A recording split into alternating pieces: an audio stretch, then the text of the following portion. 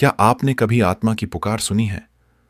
वो मौन आवाज जो हमें हमारे मूल, हमारे सत्य, हमारी जड़ों की ओर बुलाती है। वो पुकार जिसे शब्दों में नहीं बांधा जा सकता, जिसे केवल अनुभव किया जा सकता है। यह अध्याय, मेरा भारत लौटना, सिर्फ एक संत की मातृभूमि की ओर वापसी नहीं है। यह आत्मा के उस रहस्यमय आकर्षण की यात्रा है जो जीवन के हर पड़ाव पर हमें हमारे ईश्वर, हमारे गुरु और हमारे सच्चे स्वरूप की ओर खींचती है। परमहंस योगानंद जी अमेरिका में महान कार्यों के बाद भारत लौटते हैं, लेकिन यहां लौटते ही जो अनुभव उन्हें होते हैं वे साधारण नहीं हैं। ये पुनर्मिलन है गुरु और शिष्य का। ये साक्षात्कार है उस सत्य का जिसे केवल प्रेम, भक्ति से पाया जा सकता है। तो आइए एक बार फिर डूबते हैं योगानंद जी की आत्मिक यात्रा में, जहां शब्द मौन हो जाते हैं और आत्मा बोलने लगती है। अत्यंत आनंद के साथ मैं भारत की पवित्र हवा में फिर एक बार श्वास ले रहा था। हमारा जहाज राजपूताना 22 अगस्त 1935 को मुंबई के विशाल बंदरगाह में आकर खड़ा हो गया।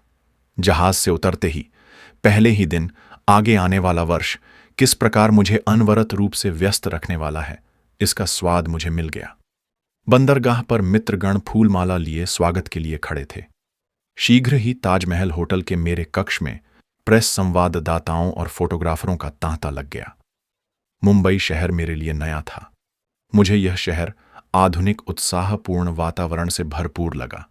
इसमें अनेक प्रकारों से पाश्चात्य जगत का अनुकरण किया गया था। प्रशस्त मार्गों के दोनों ओर पंक्तिबद्ध ताड़ वृक्ष खड़े थे। भव्य सरकारी इमारतें पुराने मंदिरों के साथ प्रतिस्पर्धा कर रही थीं। परंतु यहां दृश्यावलोकन के लिए हम लोग बहुत कम समय दे पाए, क्योंकि अपने गुरु तथा अन्य आत्मीय जनों से मिलने के लिए मैं अधीर हो रहा था। अपनी फोर्ड कार को सामान के डिब्बे में चढ़ाकर हम रेलगाड़ी से कोलकाता की ओर चल पड़े। जब हम हावड़ा स्टेशन पहुंचे तब वहां हमारा स्वागत करने के लिए इतनी विशाल भीड़ खड़ी थी कि कुछ समय के लिए तो हम गाड़ी से नीचे ही नहीं उतर सके। कासिम बाजार के युवा नरेश और मेरा भाई विष्णु स्वागत समिति का नेतृत्व कर रहे थे। जिस प्रेम भाव के साथ और जिस विशाल स्तर पर हम लोगों का स्वागत किया गया, उसकी मैंने कभी सपने में भी कल्पना नहीं की थी। आगे आगे कारों और मोटरसाइकिलों की एक कतार चल रही थी। ढोलकों और शंखों की आनंदपूर्ण ध्वनि हो रही थी, और इस सब के बीच फूलमालाओं से सिर से पांव तक लदे श्री राइट, कुमारी ब्लेच और मैं एक कार में बैठे धीरे धीरे अपने पिताजी के घर की ओर बढ़ रहे थे। मेरे वृद्ध पिताजी ने मुझे इस प्रकार प्रगाढ़ आलिंगन में बांध लिया मानो मैं मरकर फिर जीवित हो गया हूं। काफी समय तक हम दोनों एक दूसरे को देखते रहे। आनंद के अतिरेक के कारण दोनों के ही मुंह से कोई शब्द नहीं निकल पा रहा था। भाई और बहनें, चाचा और चाचियां, चचेरे भाई बहन, कई वर्ष पहले मेरे छात्र रह चुके लोग, पुराने मित्रगण, सब मुझे घेरे खड़े थे, और कोई भी ऐसा नहीं था जिसकी आंखें नम न हों। उस प्रेमपूर्ण पुनर्मिलन का दृश्य पुरानी स्मृतियों में जमा हो गया है, परंतु मेरे मानस पटल पर अभी भी वह स्पष्ट रूप से अंकित है। मेरे लिए वह अविस्मरणीय है। श्री युक्तेश्वर जी के साथ पुनर्मिलन का वर्णन करने के लिए तो मेरे पास शब्द ही नहीं है। उस बारे में मेरे सचिव के वर्णन पर ही संतुष्ट होना पड़ेगा। अपनी यात्रा दैनंदिनी में श्री राइट ने लिखा है, आज सर्वोच्च आशा एवं उत्कंठा अपने मन में लिए मैं योगानंद जी को कार से लेकर कोलकाता से श्री रामपुर गया। रास्ते में विभिन्न प्रकार की दुकानें थीं। उनमें एक वह भी थी जहां योगानंद जी अपने कॉलेज के दिनों में प्रायः नाश्ता पानी करने जाया करते थे। अंततः हम लोग एक संकरी गली में घुसे जिसके दोनों ओर दीवारें थीं। फिर बाईं ओर मुड़ते ही सामने श्री युक्तेश्वर जी का दुमंजिला आश्रम, जिसकी जाली लगी हुई ऊपर की बालकनी कुछ आगे को निकली हुई थी। वहां शांतिपूर्ण एकांत था। गंभीर भक्तिभाव के साथ मैं योगानंद जी के पीछे पीछे दीवारों से घिरे आंगन में गया। हमारे हृदय तेजी से धड़क रहे थे। सीमेंट की पुरानी सीढ़ियों पर से, जिन पर से निस्संशय असंख्य साधक चले थे, हम लोग ऊपर जाने लगे। जैसे जैसे हम आगे बढ़ते जा रहे थे, वैसे वैसे हमारी उत्कंठा बढ़ती जा रही थी। हमारे सामने सीढ़ियों के सिरे पर चुपचाप आकर खड़े हुए वे महापुरुष स्वामी श्री युक्तेश्वर जी वहां खड़े किसी महान आर्षि के समान लग रहे थे। उनके परम पावन सान्निध्य में खड़े होने के सौभाग्य के बोध से मेरा हृदय अत्यानंद से भर उठा।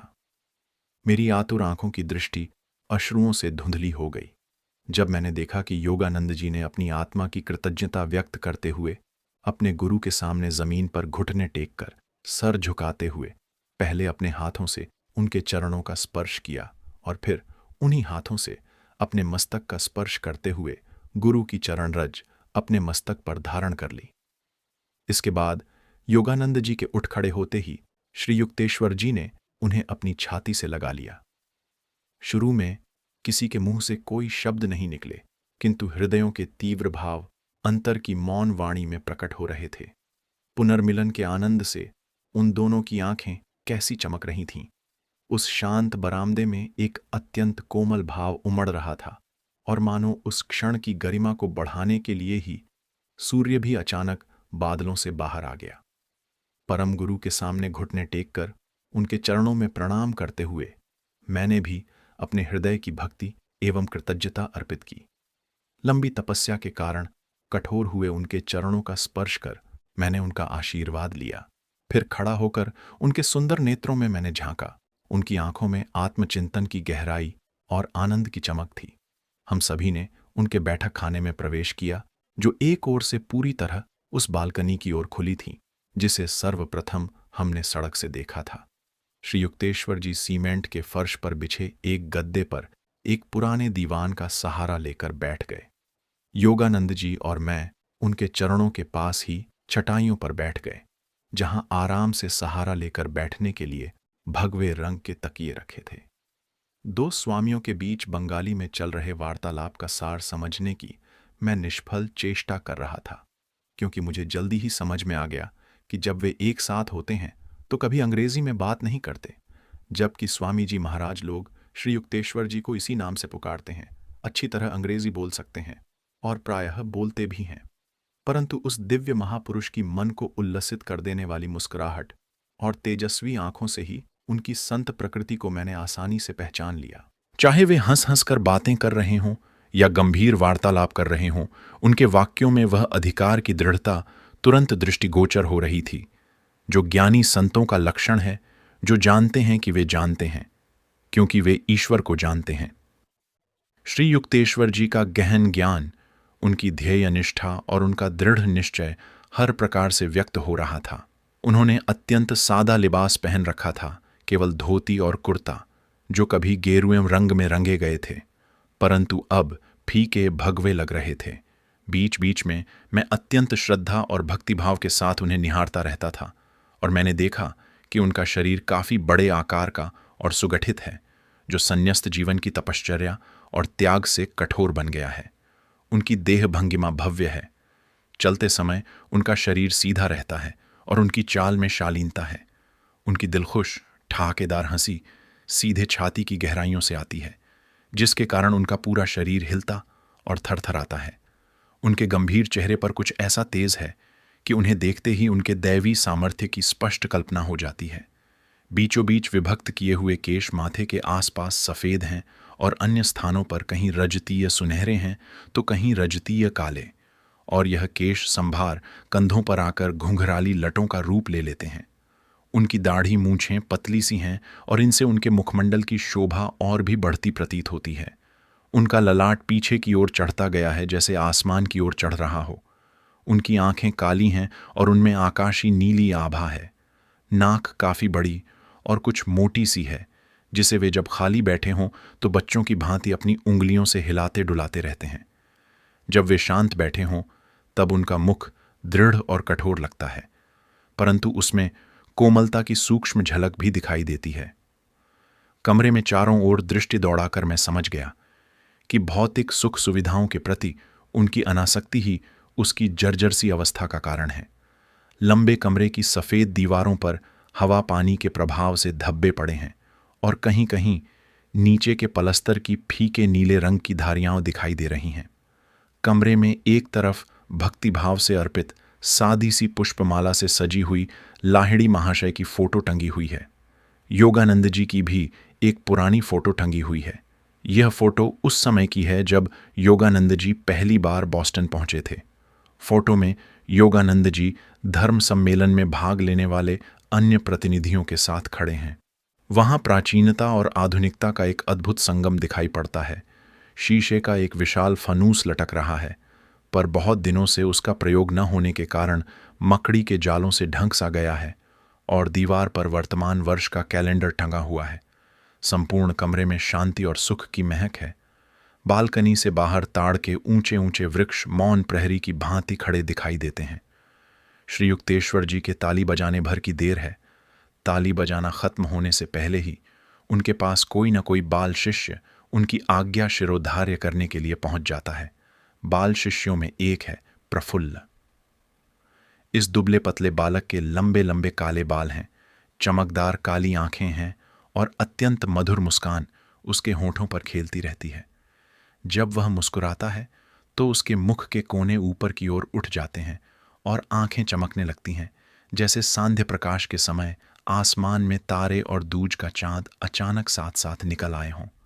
अपनी उपज के लौट आने पर श्री युक्तेश्वर जी का अपार हर्ष छिप नहीं रहा है, और उनकी उपज की उपज अर्थात मेरे बारे में भी उन्हें काफी जिज्ञासा प्रतीत होती है।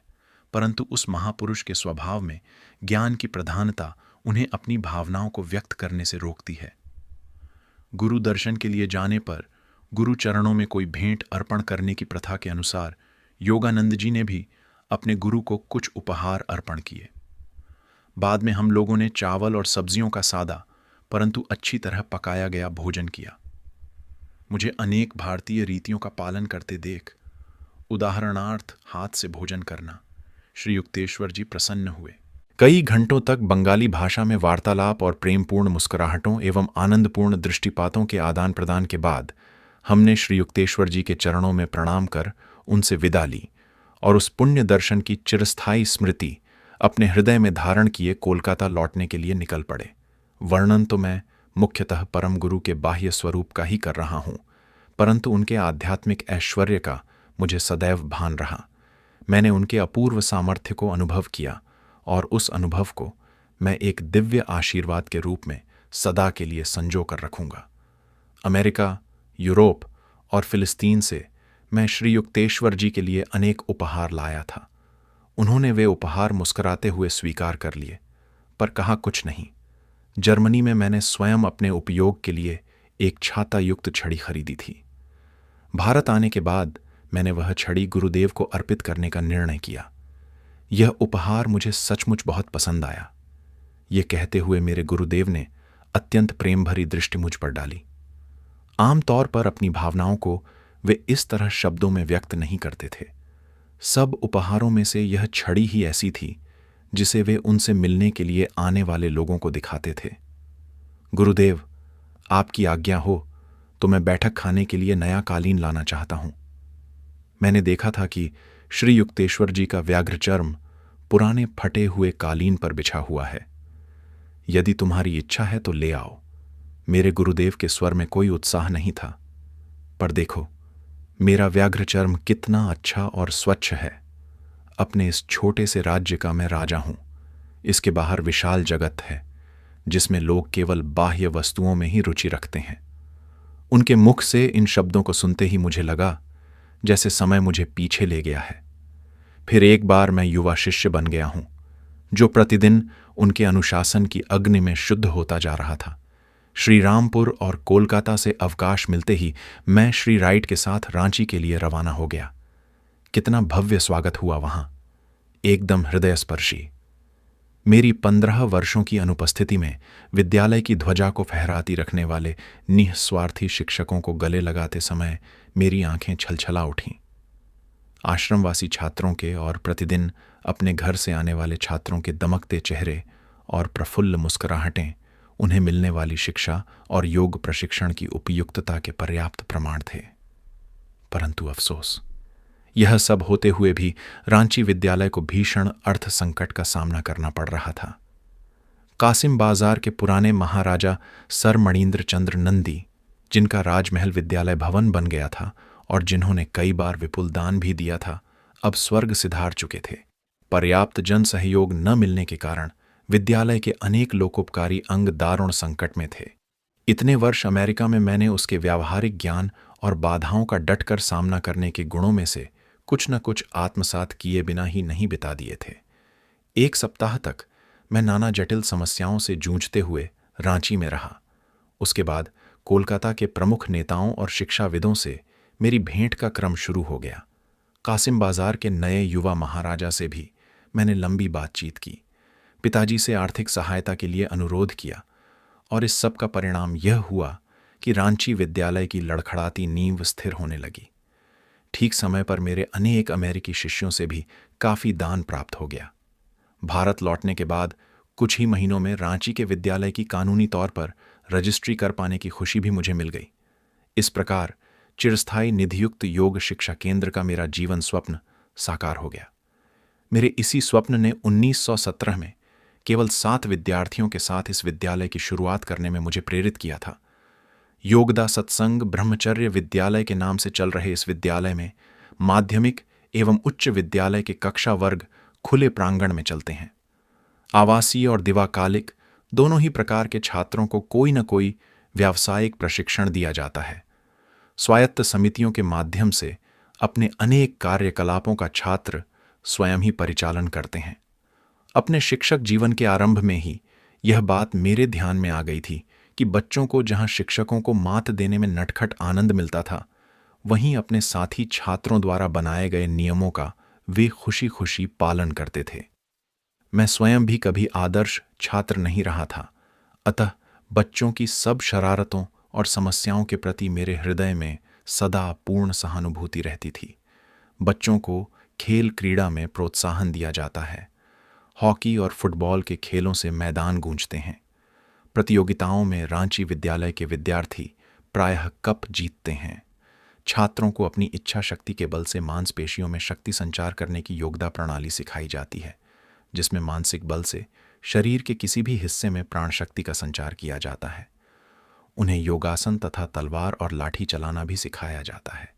इस विद्यालय के प्राथमिक चिकित्सा में प्रशिक्षित छात्रों ने बाढ़, अकाल आदि संकटकाल में अपने प्राण की प्रशंसनीय सेवा की है। बच्चे बागवानी करके अपने लिए सब्जियां भी पैदा कर लेते हैं। कोल, संथाल और मुंडा आदि प्रांत की आदिवासी जनजातियों के लिए प्राथमिक विद्यालय की शिक्षा हिंदी माध्यम में दी जाती है। केवल लड़कियों के लिए कक्षाएं आसपास के गांवों में चलाई जाती हैं।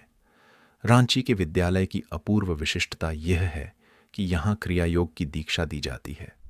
बालक नियमित आध्यात्मिक साधना और गीता पाठ करते हैं। उन्हें उपदेश एवं प्रत्यक्ष उदाहरण द्वारा सादगी, त्याग, आत्मसम्मान एवं सत्यानुशीलन की शिक्षा दी जाती है। उन्हें यह सिखाया जाता है कि बुराइयों से दूहक ही मिलता है और अच्छाइयों से सच्चा सुख प्राप्त होता है।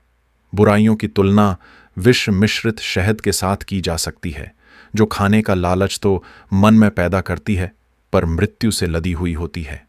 एकाग्रता की प्रविधियों के अभ्यास द्वारा शरीर एवं मन की चंचलता को अपने वश में कर लेने की प्रक्रिया के आश्चर्यजनक परिणाम सामने आए हैं, जिसके कारण रांची में 9-10 वर्ष के छोटे से बालक का घंटे भर या उससे भी अधिक समय तक स्थिर आसन में भ्रिकुटी मध्य में स्थित आध्यात्मिक नेत्र पर दृष्टि लगाए अपलक बैठे दिखाई देना कोई नई बात नहीं है। बगीचे में एक शिव मंदिर है, जिसमें परम पूज्य लाहिड़ी महाशय का चित्र भी प्रतिष्ठापित है। आम्र वृक्षों की घनी छाया में दैनिक प्रार्थनाएं एवं शास्त्राध्ययन होता है। विद्यालय के अहाते में एक ओर स्थित योगदा सत्संग सेवाश्रम हजारों गरीबों की निःशुल्क चिकित्सा एवं शल्य चिकित्सा करता है तथा उन्हें मुफ्त दवाइयां भी देता है। रांची समुद्र तल से 2000 फीट की ऊंचाई पर बसा है। वहां की जलवायु समशीतोष्ण है। विद्यालय 20 एकड़ भूमि में बसा है।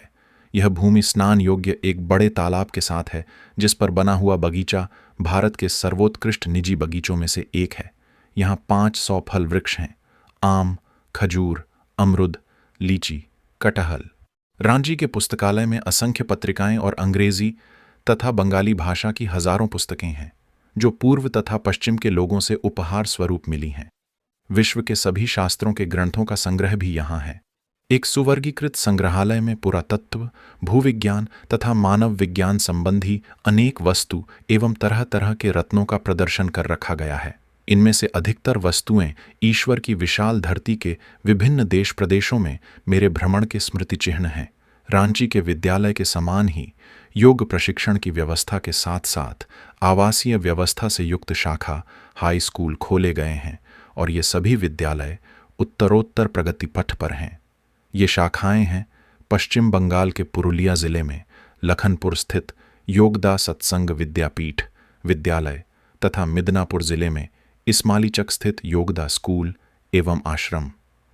1939 में दक्षिणेश्वर में गंगा किनारे एक भव्य योगदान मठ की स्थापना हुई।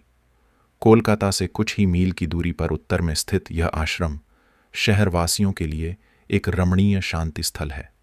दक्षिणेश्वर स्थित यह मठ योगदा सत्संग सोसाइटी उसके सारे विद्यालयों तथा भारत के विभिन्न स्थानों में स्थित उसके केंद्रों एवं आश्रमों का मुख्यालय है। योगदा सत्संग सोसाइटी कानूनी तौर पर अमेरिका में कैलिफोर्निया के लॉस एंजेलिस शहर में स्थित अंतर्राष्ट्रीय मुख्यालय सेल्फ रियलाइजेशन फेलोशिप से संबद्ध है। योगदा सत्संग की गतिविधियों में भारत भर में निवास करते अपने साधकों को प्रतिमाह डाक द्वारा योगदा पाठ भेजना सम्मिलित है। इन पाठों में शक्ति संचार, एकाग्रता एवं ध्यान की योगदा प्रविधियों का सविस्तार वर्णन है। क्रिया योग की उच्चतर दीक्षा लेने के लिए जो बाद में पाठों द्वारा केवल योग्य साधकों को ही दी जाती है, इन प्रविधियों के निष्ठापूर्ण अभ्यास द्वारा अपने को तैयार करना आवश्यक होता है। योगदा सत्संग की शैक्षणिक, आध्यात्मिक तथा जनहितैषी गतिविधियों के लिए भारी संख्या में शिक्षकों और कर्मचारियों की निष्ठापूर्ण सेवाओं की आवश्यकता पड़ती है।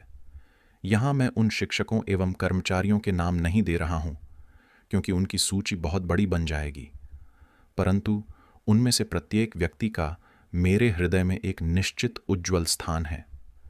श्री राइट ने रांची के अनेक बालकों के साथ मित्रता स्थापित कर ली थी। सादी धोती पहनकर काफी समय तक वे उन सब के साथ रहे।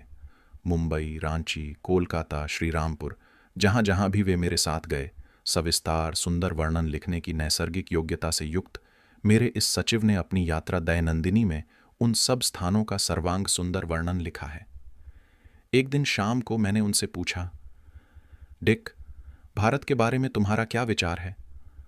विचार मग्न होते हुए उन्होंने कहा, शांति। यहाँ के लोगों के स्वभाव में ही शांति है। भारत लौटने की यह यात्रा केवल एक देह की वापसी नहीं थी, यह आत्मा की उस मिट्टी में वापसी थी जहां उसके स्वप्न जन्मे थे। गुरु की दृष्टि, शिष्यों का स्नेह और भारत की तपोभूमि, इन सभी के समागम में परमहंस योगानंद ने एक बार फिर पाया अपने भीतर की शांति को, उस स्तब्ध दिव्यता को जो शब्दों से परे है। यह अध्याय हमें याद दिलाता है कि चाहे हम कितनी भी दूर क्यों न चले जाएं, जहां प्रेम है, जहां चेतना का उद्गम है, वहीं है हमारी सच्ची वापसी।